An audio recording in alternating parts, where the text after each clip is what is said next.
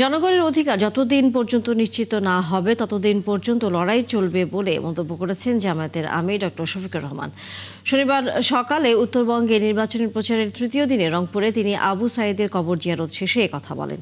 জামায়াতের আমির আরও বলেন, আগামীতে পরিবেশ যাই হোক জামায়াত জনগণের সাথে থাকবে, কখনোই এদেশ ছেড়ে যাবে না। তিনি বলেন, কেউ যেন ভোট নিয়ে বিশৃঙ্খলা করতে না পারে, সেজন্য যুবকদেরকে জুলাই যোদ্ধার ভূমিকা অবতীর্ণ হতে হবে।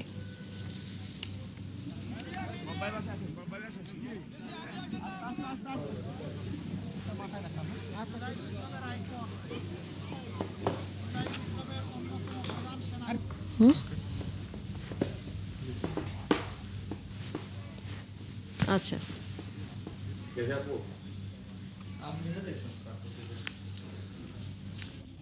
সকল ধর্ম বর্ণের মানুষ মিলেমিশে শান্তিতে বসবাস করবে এবং যার যার যোগ্যতা অনুযায়ী, দক্ষতা অনুযায়ী জাতি গঠনে, উন্নয়নে অবদান রাখবে।